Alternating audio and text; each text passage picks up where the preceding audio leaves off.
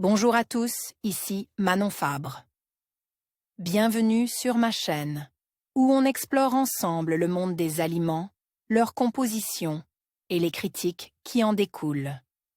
Si vous voulez mieux comprendre ce que vous mangez et faire des choix éclairés, n'hésitez pas à vous abonner pour rester informé. Prêt à découvrir? C'est parti. Bonjour à tous. Dans cette vidéo, je vais vous parler de mes cours de future maman. Je vais partager avec vous mon expérience, les différentes thématiques abordées et comment ces cours m'ont aidé à me préparer à l'arrivée de mon bébé. Je vous donnerai également quelques conseils pour choisir les cours qui vous conviennent le mieux. Restez avec moi pour découvrir tout cela. L'alimentation d'une femme enceinte doit être riche en vitamine B9, en fer, en calcium et en glucides, les besoins en ces nutriments étant plus importants pendant la grossesse. Les fruits et légumes. En début de grossesse, beaucoup de femmes affichent un taux faible en vitamine B9, aussi appelé acide folique. Or, plus elles sont carencées en folate, plus il y a de risques d'accoucher prématurément et d'avoir un bébé souffrant d'anomalies au niveau du tube neural. Les apports alimentaires en vitamine B9 doivent donc être augmentés pendant cette période. On en trouve dans les fruits et légumes. Privilégiez les légumes à feuilles tels que les épinards, la mâche, la laitue, les brocolis, le melon, les oranges. Avoir aussi article courses sans sucre, édulcorant article liste de courses étudiant les produits laitiers. Les produits laitiers sont riches en calcium, élément minéral indispensable à la construction du squelette de bébé, surtout pendant le 3e trimestre de grossesse.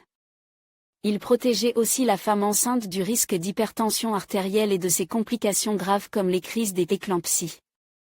L'idéal est de consommer un produit laitier à chaque repas. Les produits laitiers à privilégier, le lait, les yaourts, l'emmental, le comté, le beurre. Attention, certains fromages sont à éviter, car susceptibles de favoriser la prolifération de bactéries comme la listeria pouvant déclencher un accouchement prématuré ou une infection néonatale grave. Les femmes enceintes ne doivent pas manger de fromage au lait cru, à pâté molle ou certains fromages de chèvre. Les viandes. Les apports conseils en protéines sont de 70 grammes par jour chez la femme enceinte. Et vous devez aussi assurer vos apports en fer, ceux-ci augmentent surtout au cours des 6 derniers mois de grossesse. Les apports varient de 30 à 50 mg par jour. Une carence en fer augmente les risques de prématurité et d'hypotrophie fœtale. C'est pourquoi les femmes enceintes présentant une anémie doivent recevoir des suppléments en fer pendant leur grossesse. Les viandes à privilégier, le boudin noir, le foie de volaille, le steak de cheval, le roast-beef, bien cuit. Évitez en revanche les charcuteries et veillez à ne pas manger de la viande saignante, pour celles qui ont un résultat négatif à la toxoplasmose. Oubliez pour quelques mois les steaks tartare et les carpaccio. Pour les végétariennes, les protéines peuvent être apportées par les œufs et les légumineuses, lentilles, pois chiches, les noix, l'avoine ou encore les amandes. Découvrez notre diaporama des végétaux les plus riches en protéines. Quant au fer, on en retrouve dans le soja, les haricots blancs, les petits pois frais. Découvrez notre diaporama des 40 aliments les plus riches en fer. Les poissons. Le poisson vous apporte des protéines, des lipides et des minéraux essentiels. De plus, ils sont une source de vitamine D, essentielle en fin de grossesse.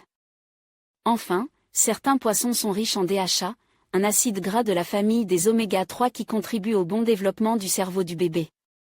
Consommer beaucoup de DHA pendant la grossesse serait bon pour le développement cognitif et physique de l'enfant. Les poissons à privilégier, le saumon, cuit plutôt que fume, le hareng, la sardine, la truite, le maquereau, la morue, les huiles de poisson. Les féculents.